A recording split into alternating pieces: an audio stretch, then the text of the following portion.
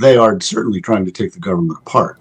I don't think there's any question about that. Michael, welcome back. Your op-ed here, it's titled J.D. Vance's Debacle in Germany Exposes MAGA's Sinister Global Endgame, which was also published over on the New Republic's Substack page, newrepublic.substack.com.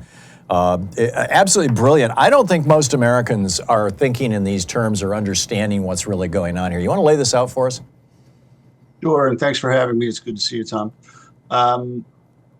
When I saw that the sitting vice president of the United States went over to Germany, and during election season, they're having their legislative elections next Sunday, made two conspicuous moves. Number one, he decided not to meet with the sitting chancellor. All right, I guess we've seen that sort of thing happen before. But number two, he did meet with one party leader. He met with the leader of AfD, Alternative for Deutschland, the neo-Nazi party, the fascist party. In other words, the vice president of the United States, in our name, your name and mine, and everybody tuning into this show, lent the imprimatur of the government of the United States of America to a fascist party competing in an election. Everybody just has to grasp what that means. I mean, that would be, some emissary of Roosevelt, or I guess of J. Edgar Hoover, going over to Germany in the middle of 1932 and meeting with Hitler or something like that. Plug in your example. There have been plenty of fascist regimes through history. It doesn't have to be about Hitler. But it's astonishing, and it's breathtaking, and it's appalling. And if you combine that with what apparently is happening in Saudi Arabia right now, which is that Trump and Putin are talking about how to split up Ukraine, just the mere fact that they're there without Zelensky, and that Trump is saying these things that he said yesterday, that Zelensky started this war, and he doubled down today by saying this just happened, this just broke. He called Zelensky a dictator. That just happened this morning. It's the United States. I can't put it more plainly than I put it in the piece. The United States is joining a global fascist cabal. And it seems to me, Michael, that this is not your old Nazi party. I mean, there's an awful lot that is shared. The hate, the anti-Semitism, the racism, the authoritarianism. But we've got a whole new collection of philosopher kings here in the United States, the Curtis Yarvins of the world, who are laying out this notion that democracy has failed, that it's time to replace it, that we need to get over our dictator phobia. We need to have a CEO for America rather than a president. And it looks to me like that's exactly what Trump and Vance have in mind. Trump and Vance and, of course, Elon Musk, who fancies himself, I think, the CEO of America. And Trump and Musk gave that interview with Sean Hannity last night, of course, when they reiterated a lot of these points. Yeah, this is what they have in mind. And this school of thought has existed on the right for a long time. It existed on the fringe right that nobody paid attention to 40, 50 years ago. But it has slowly gained currency. And through places like the Claremont Institute, most notably. And we ran a great piece about the Claremont Institute by a journalist named Catherine Stewart. If anybody is interested in this history, you can Google Catherine Stewart, New Republic, Claremont Institute. And there have been other terrific pieces about Claremont as well. And it's not just Claremont. There are other places that are, that argue that we are in or need to be in a post-democracy phase, that democracy ran its course.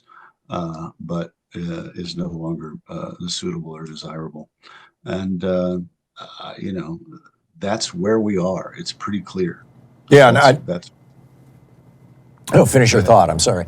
No, it's pretty clear that that's what Trump and company believe. Yeah, absolutely.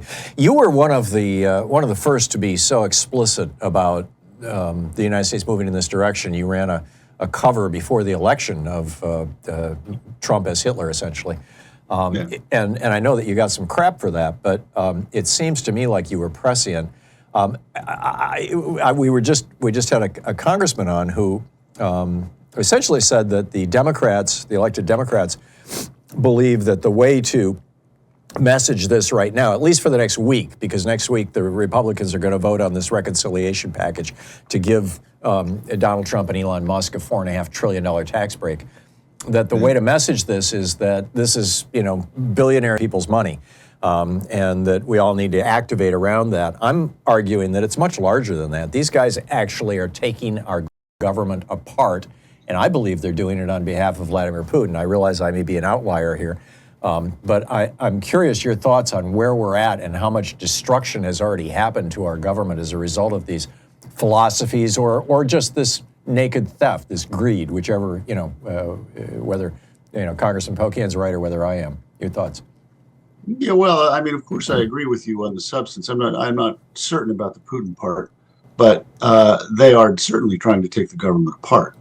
I don't think there's any question about that.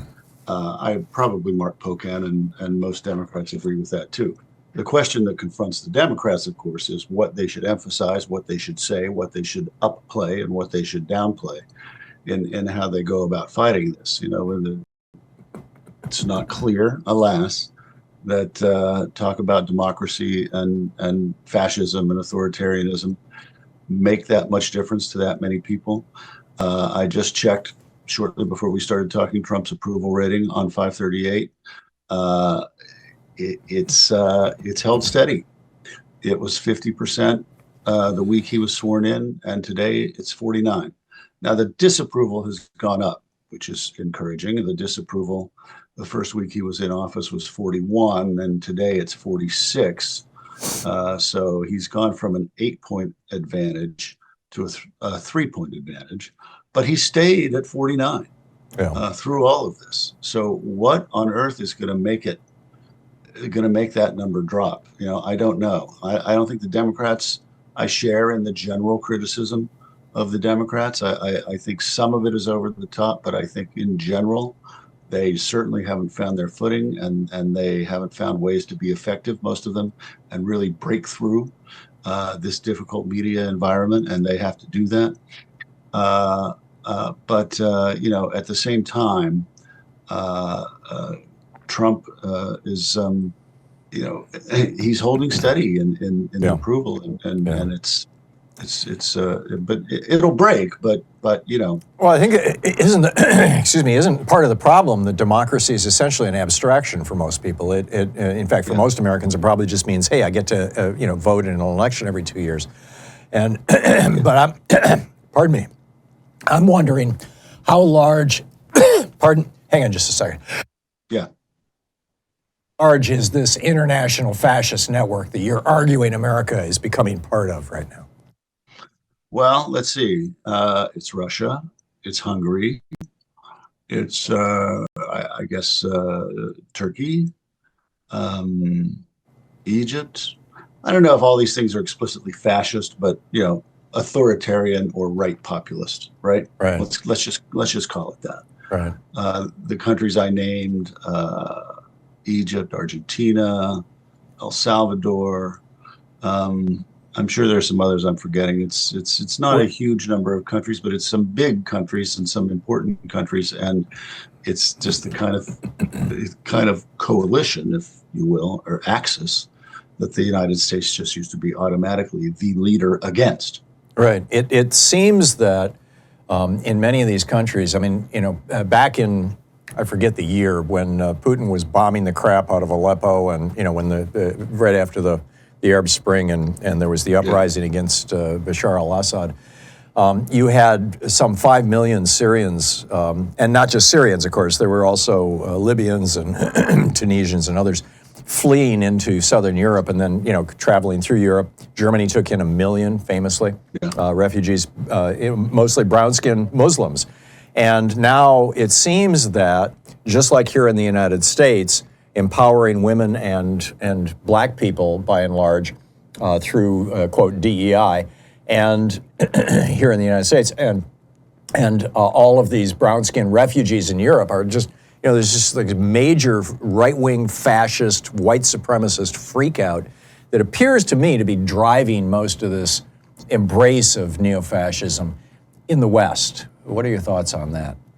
Yeah, yeah. It's anti-immigrant and anti-multicultural sentiment that is driving all of this at bottom. It manifests itself in a lot of other ways and results in opposition to a lot of other things. But that really, I think, at bottom is what it's about. That's what, that's what's animating AFD, of whom we spoke earlier. That's what's animating the National Front in France and Le Pen. I think they changed their name to something. I can't remember what it is. Mm-hmm. That's what's driving UKIP, Nigel Farage in the United Kingdom. And UKIP, I've seen some polls where they're ahead of the Tories. Whoa.